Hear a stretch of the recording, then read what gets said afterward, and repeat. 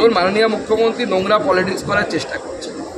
ওখানে কোনো police officer পাগড়ি পরেছিল না, আমার সিকিউরিটি প্যান্ট সে পাগড়ি পরেছিল।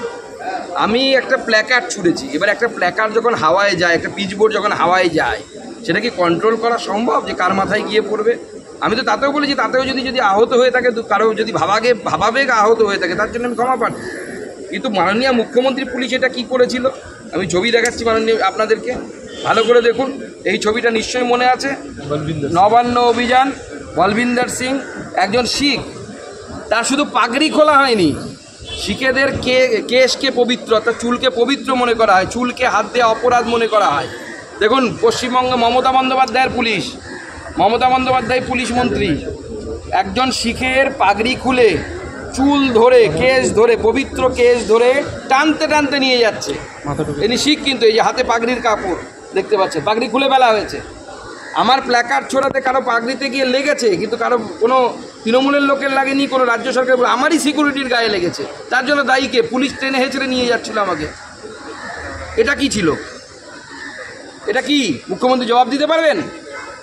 যদি ভেতরে 1% সততা বলে কিছু থাকে, তাহলে পরে এটার উত্তর দেবেন, যদি দম থাকে।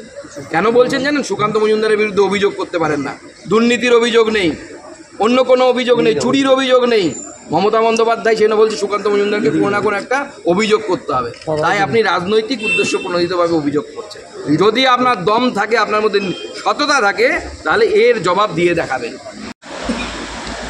এর দ্বারা প্রমাণিত হয় যে মাননীয় মুখ্যমন্ত্রী গণতান্ত্রিক পদ্ধতিতে কথা বা অন্য মত শুনতে অভ্যস্ত না, সেই জন্য উনি এই কথা বলছেন। মাননীয় মুখ্যমন্ত্রী অন্য মত, অন্য কথা শুনতে অভ্যস্তই নয়। এখন যদি আমি বলি মাননীয় মুখ্যমন্ত্রী তার মানে আদিবাসী বিরোধী মনোজ ওরাওকে সাসপেন্ড করেছে।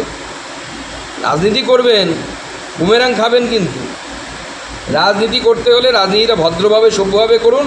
মুখ্যমন্ত্রীকে আমি পাল্টা চ্যালেঞ্জ করছি আবার, যে কোন শিখ পুলিশ অফিসার ছিল, এটা যদি মুখ্যমন্ত্রী প্রমাণ করতে পারেন, তাহলে পরে আমি আমার মন্ত্রিত্ব থেকে ইস্তফা দেব। মুখ্যমন্ত্রী আজকে বলেছেন কেন্দ্রীয় বঞ্চনার অভিযোগ, 100 দিনের টাকা দেয়নি কেন্দ্র, আমাদের টাকা অন্য রাজ্যকে দিয়েছে কেন্দ্র।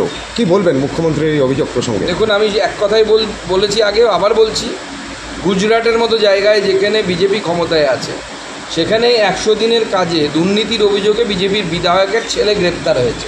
আমরা সবাই মিডিয়াতে দেখেছি।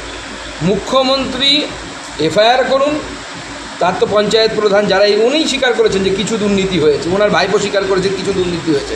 তো আমরা সবাইকে বলছি না, কিছু লোকের বিরুদ্ধে আপনি ব্যবস্থা নিন। সুকান্ত মজুমদার যাবে আপনার হয়ে, অর্থাৎ রাজ্যের হয়ে 100 দিনের টাকা চাইছে নরেন্দ্র মোদী। দম আছে মুখ্যমন্ত্রীর, অ্যাডমিনিস্ট্রেশন চালাচ্ছে, সেই দমটা আছে কি? আর তার প্রফেশনাল হ্যাজার্ড।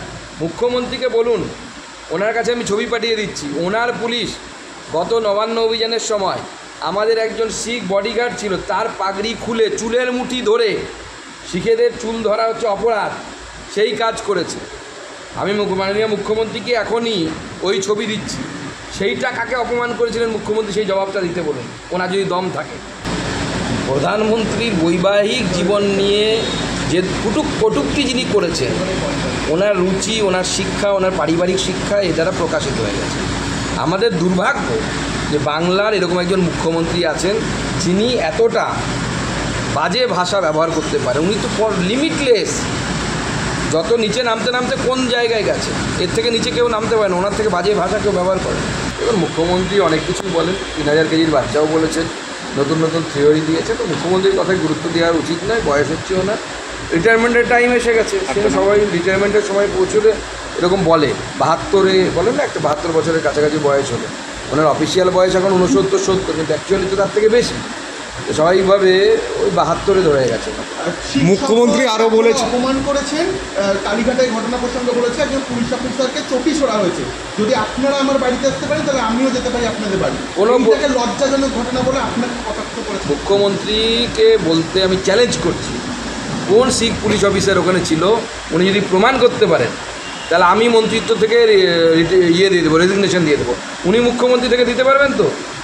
কোনো পুলিশ অফিসার ওখানে ছিল না। সত্যবাদী যুধিষ্ঠিরের মেয়ে এখানে শাসন করছে, সেটা তো 51 কোটি টাকা পার্থ চট্টোপাধ্যায় এবং তার বান্ধবীর বাড়ি থেকে পাওয়া যায়। সেই জন্য কালীঘাটের কাকু ভাগবাট্টার কথা তার কল রেকর্ডিংয়ে পাওয়া যায়। অভিষেককে এত দিতে হবে, পার্থ বড় লোভী, তাকে 19 কোটি না 20 কোটি দিতে হবে। কি সৎ, আহা কি উচ্চ সৎ বংশ।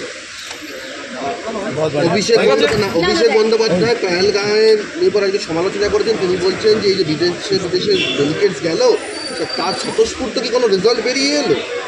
না না, উনি তো বিদেশে গেছেন, কতটা সাপোর্ট আন্তর্জাতিক মহল থেকে পাওয়া যায়? উনি তো বিদেশে গেছেন, ওনারই তো দায়িত্ব সাপোর্ট আনার। উনি কতগুলো সাপোর্ট আনতে পারলেন সেটাও তো সবার আগে বলতে হতো। আপনি নিজেই বিদেশে যাচ্ছেন সাপোর্ট আনার জন্য, আপনি যদি না পারেন, প্রধানমন্ত্রী বিদেশে গেছেন কি? বিদেশে অভিষেক ব্যানার্জিকে পাঠানো হয়েছে, শশী থারুরকে পাঠানো হয়েছে, অনেক সাংসদরা গেছে। মুখ্য যাদেরকে পাঠানো হয়েছে মেন জায়গায় আমরা বিরোধী দলের সাংসদদেরকে লিডারশিপে দিয়েছি, তো দায়িত্ব তো তাদের।